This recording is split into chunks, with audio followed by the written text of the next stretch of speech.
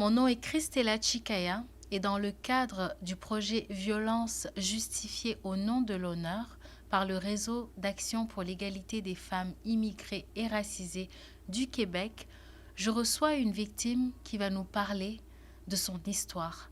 Donc nous allons utiliser un nom d'emprunt, nous allons utiliser le prénom Justice et restez à l'écoute. Bonjour Justice. Pouvez-vous nous parler de vous et nous dire en qualité de qui allez-vous nous parler de votre histoire, en tant que victime ou en tant que témoin? Euh, je voulais vous parler de mon histoire depuis 9 ans dans mon pays.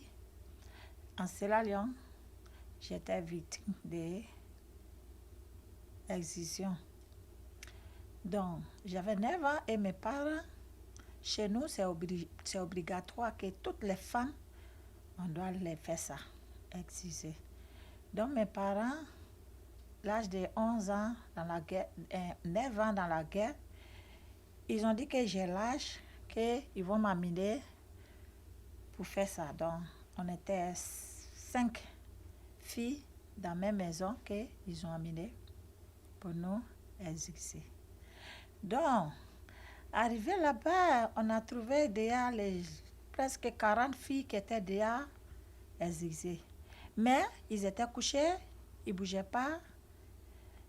Mais ils faisaient la danse devant nous pour nous montrer que oui, c'est ça, ils vont nous faire, mais on ne comprenait rien parce qu'on ne savait pas ce qu'ils vont faire nous. On était dans la forêt. Ils ont construit une maison dans une forêt. Donc, même si tu es à côté, tu ne peux pas savoir ce qui se passe là-bas. Même si tu pleures, quelqu'un ne peut pas aller là-bas pour te sauver. On était cachés dans la forêt, dans une maison qu'ils ont construite dans la forêt. Donc, cette nuit-là, on arrivait, ceux qui étaient déjà finis de faire là, ils dansaient, ils nous montraient comment ils vont nous exciser au matin, mais on ne comprenait rien. Donc, très tôt, on a dormi. Très tôt le matin, ils sont venus nous chercher. Il y a eu une vieille femme qui, avec les lames, tracha 5 lames avec les petits couteaux. Elle est rentrée dans une petit appartement qu'ils ont créé au dehors. Dans la maison, c'est là-bas on dort. On doit passer 1 an dans cette maison. Donc, on nous prend 1 à 1. Ils ont pris la première fille et on l'a amenée. Mais on attendait juste le bruit. On n'attendait pas les cris. Donc, on n'avait pas peur. On ne savait pas ce qui se passait. Donc, quand on la faisait sortir, on nous a cachés derrière la maison pour qu'on ne la voit pas sortir. Mais parce qu'on était en train de chanter, mais quand on fait sortir, la personne, on prend les autres qui n'ont pas encore excisé pour les cacher derrière la maison.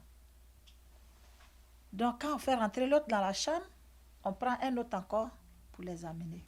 Donc, moi, c'était à mon tour. Ils m'ont amené. Il y avait 5 personnes sur mes pieds gauche. Je sentais le poids là, mais je sais que je suis sûre que ma mère, même elle était là-bas. Ma tante, j'attendais sa voix. Elle était là. Et j'ai essayé de la dire que maman, il faut qu'elle quitte sur mon cœur. Il y avait plein de personnes sur mon cœur, mes pieds. Et j'ai vu, j'ai senti une douleur en bas de moi. Ils sont en train de me couper. Une douleur qui est vraiment, qui me faisait mal au cœur. Mais je n'avais pas de force. J'ai pleuré, j'ai crié. Je n'avais pas quelqu'un qui pouvait m'aider. Même ils ont trompé, où je pisse là, ils ont trompé pour couper un morceau à côté. Donc moi là, je ne devais pas sortir ces jours, je devais mourir. Parce que ces lames, et j'ai lutté avec eux. Donc ces lames, ils sont utilisées pour me couper, mais je ne pouvais pas. Je ne pouvais pas quitter parce qu'ils étaient beaucoup sur moi. Et quand ils ont fini de couper, le sang était trop beaucoup. J'étais faible, je suis vendue. Il n'y avait pas personne là-bas, il n'y avait pas médecin, il n'y a personne qui peut te sauver là-bas. Si tu meurs là-bas, tu dois mourir. Et puis, ils vont dire que toi, tu es laissé dans la bouche des diables. C'est tout ce qu'ils vont dire à ta famille. Ils vont envoyer les feuilles pour mettre devant la porte de ta famille pour dire que toi, tu n'as pas reçu.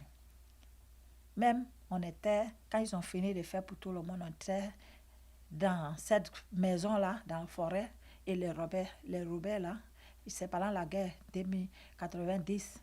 Donc, les rebelles sont venus attaquer, ils voulaient attaquer le village proche, donc ils sont passés par nous pour... Dans tout le monde, ils sont sortis en courant parce qu'on entendait le bruit de fusil. Nous qui venaient de rentrer là, on n'était pas encore guéris, on avait encore le plaie, on ne pouvait même pas courir. Donc les rebelles sont venus nous trouver dans la maison parce que ceux qui étaient déjà guéris là, ils pouvaient fuir. Mais nous, on ne pouvait pas fuir. Donc les rebelles sont venus, ils sont rentrés. Comme ils connaissent aussi, il y a quelques rebelles qui font partie de cette chose que les gens nous faisaient. Donc ils ont compris directement, ils ne nous ont rien fait. Ils ont continué leur chemin. Mais les autres qui avaient déjà la force pour courir, il y en a qui étaient morts en route. Ils ont tué l'autre. Après, nous, on ne pouvait pas courir parce qu'on venait juste de... On ne pouvait pas aller quelque part dans nos parents. Après, quand les rebelles ont passé, les parents ont compris, ils sont venus nous chercher. Sans hôpital, on est laissé comme ça dans la maison. Mais ça a posé beaucoup de problèmes sur nous, même pour accoucher. Jusqu'à aujourd'hui, je n'aime pas que les garçons me touchent. Je n'ai pas aucun sentiment. Si je peux laisser là 1 an, ça me fait déjà 8 ans au Canada. Mais même si je n'ai pas garçon à côté de moi, je m'en fous. Je ne pense pas même à homme. Si garçon n'est pas venu proche de moi pour me toucher là, je ne pense pas à un homme. Ça ne me dit rien. Donc ça, quand je suis venue là, j'ai demandé l'aide. J'ai expliqué à celle qui a pris mes dossiers là. Donc, ils m'ont donné quelqu'un qui va me suivre. Ils ont fait l'examen, ils ont vu. Ils disent oui, tu dois faire plusieurs suivis.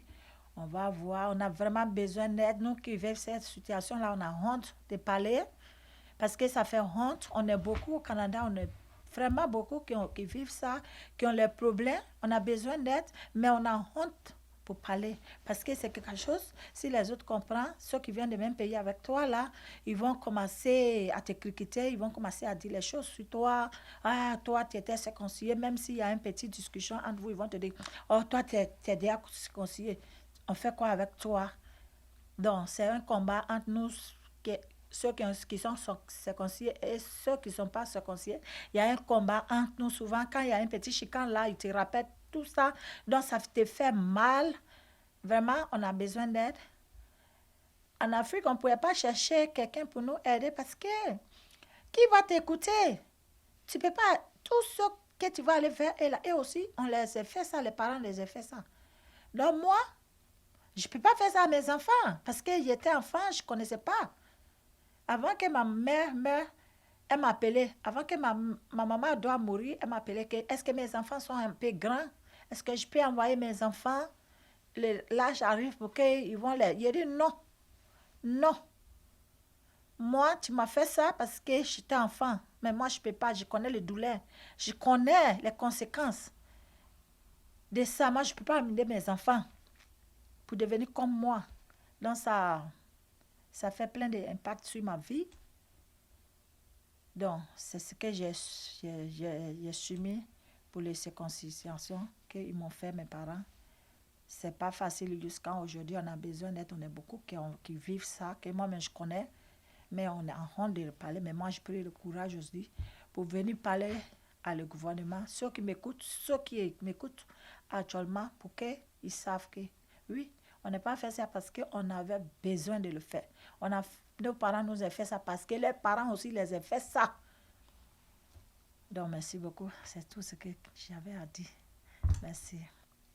Merci Justice. Merci pour ce témoignage poignant, ce témoignage difficile, mais c'est votre histoire. Merci d'avoir accepté de nous la partager. Je rappelle donc Justice est un prénom d'emprunt et c'est dans le cadre du projet Violence justifiée au nom de l'honneur. Et là, nous avons parlé d'excision ou de mutilation génitale féminine.